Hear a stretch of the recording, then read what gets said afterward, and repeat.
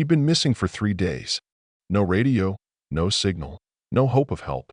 Just blood, snow, and silence pressing in from all sides. You ever wonder how close a person can get to giving up before something or someone pulls them back?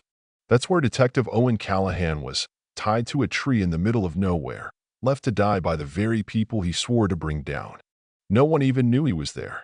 No one, except two shadows slipping across the drifts. One a mother German shepherd, thought dead and buried by now, and the other her pup, born of survival and silence.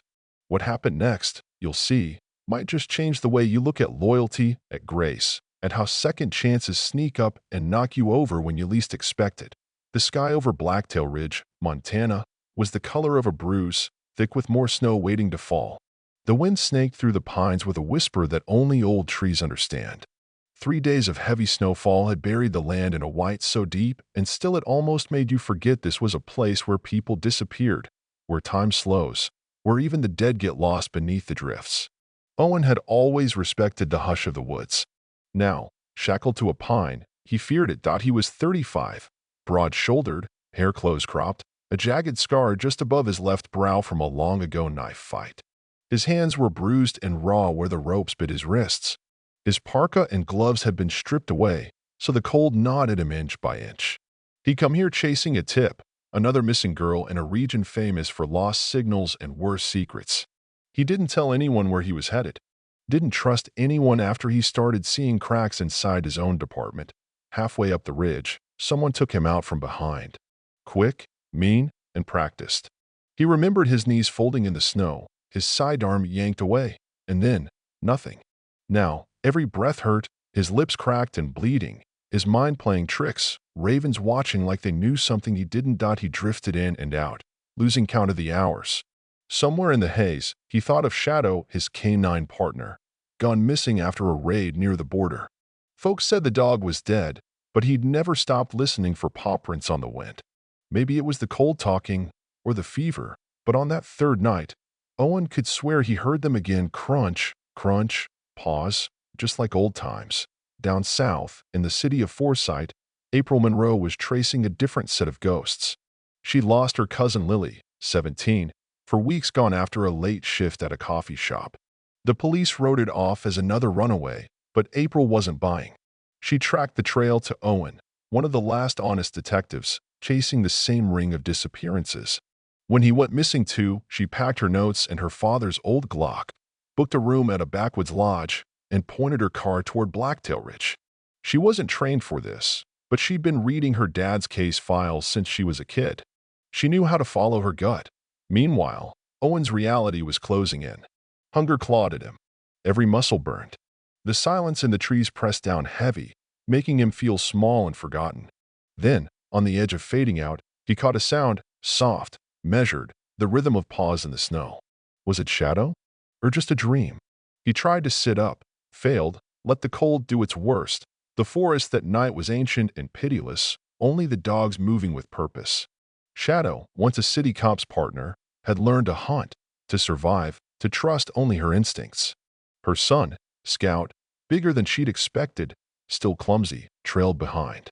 They caught Owen's scent, a trace of blood, of fear, of a man they once called their own. Shadow didn't know his name, but she remembered his voice, the way he'd put himself between her and danger. Tonight, instinct pulled her forward, up the icy slope. She led Scout through wind and drifts, past roots and rocks. At the top, she paused. The scent was thick here, blood, rope, something familiar. She waited. In the wild, hesitation can mean survival.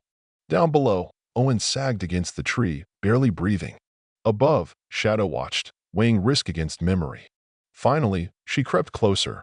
Owen blinked awake to the feel of a cold nose at his boot. He thought he was hallucinating, but then he saw those amber eyes, steady, focused. Shadow? The word croaked out, barely a whisper. The dog pressed her head to his knee. Behind her, Scout hovered, curious but wary. Owen let out a laugh, choked and raw, tears stinging his cheeks. "You're alive," he managed. "And you brought a friend." For a moment, the pain faded. He wasn't alone anymore. Miles away, April hit a break. An old mountain guide, Eli Robbins, told her he'd seen a man pushed into the trees days before, two men in black jackets telling him to keep quiet or else. With nothing left to lose, Eli agreed to help her search. They set off together, two strangers in a world that had stopped making sense, braving ice and broken trails. Back in the woods, Shadow worked at Owen's bonds, biting, pulling, never frantic, just relentless.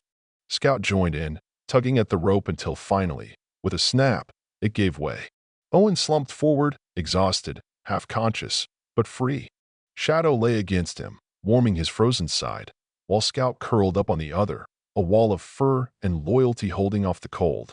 Come morning, Owen found his strength enough to stand.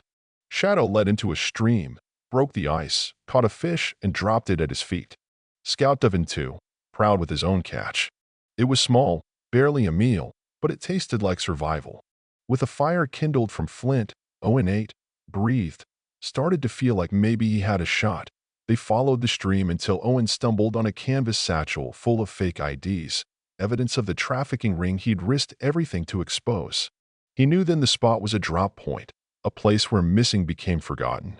He scanned the tire tracks, the boot prints, memorized the layout. Time to keep moving. Meanwhile, April, searching an abandoned warehouse, found Lily's jacket, pale blue, pink letters stitched inside the collar. Her heart almost stopped. She circled the building, took photos, caught fresh footprints in the snow. Not ready to confront what lay inside, she marked the place and left, knowing she was closer than ever. Owen and the dogs crept up on the same warehouse from the north, finding a gap in the wall. Shadow stiffened, ear sharp, danger close. She bolted into the trees, chasing an unseen threat. Owen and Scout crawled inside, down into the cold basement, where two terrified girls sat bound and bruised. He cut them free. "You're not forgotten," he promised. Scout wagged gently, breaking the tension. Just outside, April was spotted by two men, the same men who dumped Owen days before. She ran, dodging through the woods, panic burning. Shadow appeared like a ghost, blocking her path. April froze, then, seeing trust in those eyes, followed as the dog led her to safety. Inside, Owen hustled the girls out, avoiding the last guard, who spat threats as they left. Scout growled low, sending a clear message. In the trees, Shadow guided April back to the group. For a moment, in the pale dawn, they stood together, survivors all. Owen called in a distress signal. Within the hour, state investigators swarmed the site, rescuing the girls, arresting suspects. Shadow and Scout weren't done. One last attacker lunged from the shadows, knife in hand. Shadow pinned him. Scout finished the job, and justice had teeth that day. Afterward, in the quiet that comes after chaos, April recorded her story, how two dogs saved a man. How hope slipped through the snow and brought the lost home. Owen, patched up, watched Shadow and Scout get honored by the department. Shadow with a silver K9 tag, Scout with an invitation to formal training. He called them heroes. "There are animals," he said at a memorial for the missing, "who know the human heart better than we know each other. Loyalty doesn't die. It waits." Weeks later, April sat at her desk, headline glowing on her laptop, Shadow in the Pines, how a missing canine and her pup led the rescue that shattered a trafficking ring. She smiled at a photo of Lily hugging Scout, his big ears cocked sideways, and knew miracles weren't always loud. Sometimes they show up quietly, on four paws in the snow, refusing to forget the people who believed in them. Maybe that's the lesson for us all. Sometimes grace is hidden in the small things, and we just have to look close. So what do you think, folks? Where does loyalty end and duty begin? Would you risk it all for a second chance, or trust in the quiet miracles that find us when we're lost? Drop your thoughts below. Share if this moved you, and if you believe in hope, loyalty, and the wild power of never giving up. Let's hear it in the comments.